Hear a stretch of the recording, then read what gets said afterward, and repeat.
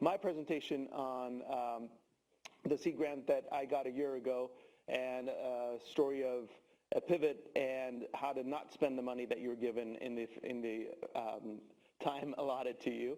And this was still is very much so a project with cardiology and atrial fibrillation. So as most of you know, atrial fibrillation is the most common arrhythmia in the U.S., and about 5 to 6 million adults have atrial fibrillation, and the incidence actually goes up if your BMI goes up, so about 4 to 5% per BMI unit, and so it's an arrhythmia that we encounter more often in the bariatric population. Currently, the treatment is, the guidelines recommend catheter ablation for symptom control in patients with paroxysmal A-fib, but the success rates are not perfect. They're about 60 to 70%. The problem is the success rate of the treatment goes down in persistent AF and goes down even further in patients who suffer from obesity. And there's been a big trial in the atrial fibrillation world looking at weight management and its impact on atrial fibrillation. And so what this trial did was essentially medical weight loss on patients with a BMI greater than 27. And they, in this final cohort, they had about 100 patients per arm, divided in patients who lost less than 3% of their total weight or gained weight during the time period, and this is a 2-year follow-up. Patients who lost more than 3% but less than 10%, and patients who lost more than 10% of their weight. And what this shows was a pretty impressive effect, meaning that in the patients who gained weight or lost a little bit of weight, there was about a 50% progression from paroxysmal AFib to persistent AFib. And in the group that lost the most weight, that progression was only 3%. And the reverse was that in that group that lost most of the weight, 88% of these patients either regressed from persistent AFib back to paroxysmal AFib or saw their AFib resolve altogether simply with weight loss. And these are the risk factors for atrial fibrillation. And as most of you know, these are the risk factors that we treat with bariatric surgery.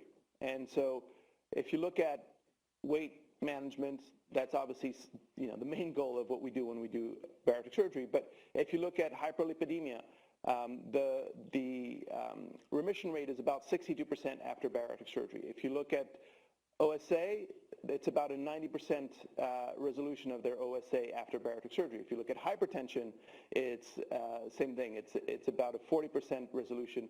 And diabetes ranges from 67% to 86% in a recent meta-analysis of resolution of your diabetes. So not only we're treating weight much more aggressively than a medical weight loss, but we're also treating all these other factors that come in that the medical team and the cardiologists try to tackle in order to improve atrial fibrillation. The other aspect of this is that when they look at what we talked about, the success rates of ablation, 60 to 70%. If you look at the risk factors for recurrence after ablation, same thing. Metabolic syndrome, hypertension, BMI are the highest predictive factors of a recurrence. So the question that we asked was, if you have a patient with a BMI 35 or greater and atrial fibrillation, how should you manage them? Should you have an ablation, as current guidelines still recommend, but most EP cardiologists will not do it because they know that the recurrence rate is high, and they'll say, well, try to lose some weight first.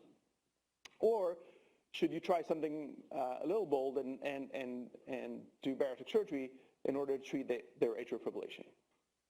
So that was the grant that we submitted, and our initial grant was a pilot trial. It was 20 patients with A-fib and a BMI greater than 35, and our goal was to randomize them to catheter ablation versus bariatric surgery.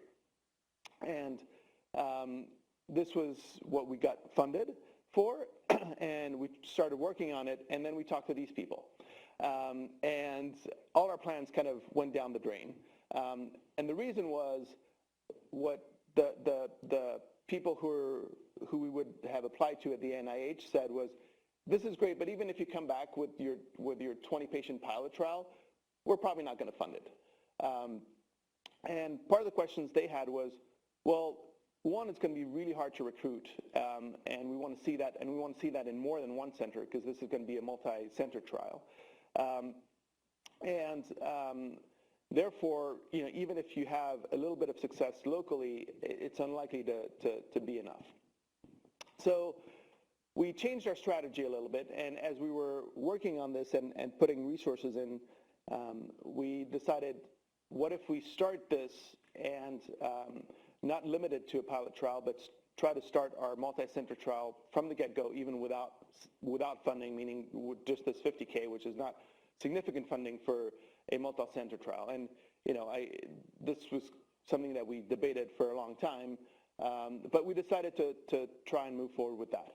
And so what we have developed over this period of time is essentially trying to set up a multi-center trial. Our power calculation shows that we need about 174 patients per arm, and these are not patients that are extremely common. So we wouldn't expect the center to be able to recruit a lot more than 30, 40, 50 patients in one setting.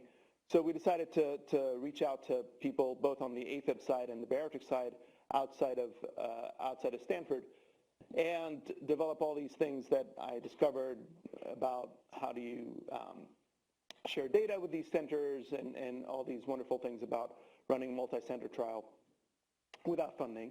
And the good news was we got a great response from centers. So we moved forward. We have our IRB that's approved, and this is the current flow of what we want to do. And we changed the methodology a little bit, based, amongst other things, on some of the feedback that we got from people at the NIH and other centers saying it's going to be really hard to recruit people to say you're never going to get the other procedure.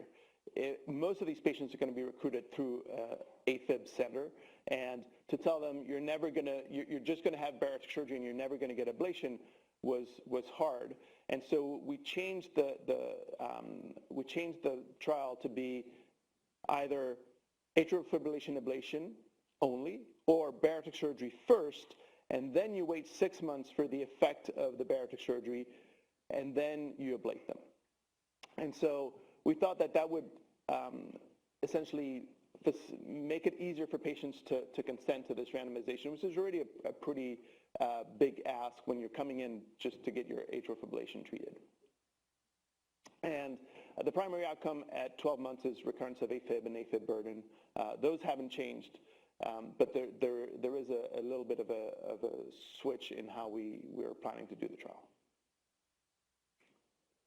And as I said, we were really surprised by the response from people. These are all the centers that have either agreed to participate in the trial without funding, or who said, let's talk more. But some of these centers are going through the data agreement and getting their IRBs approved in order to start recruiting as well. And with the knowledge that we have no real funding for this, and we would cover a little bit of their upfront costs if they have IRB costs and things like that, but nothing more. And we've been trying to get a few grants. 2 of them got shut down already, but we're still applying for further grants to try and get more resources to run this large multi-center trial.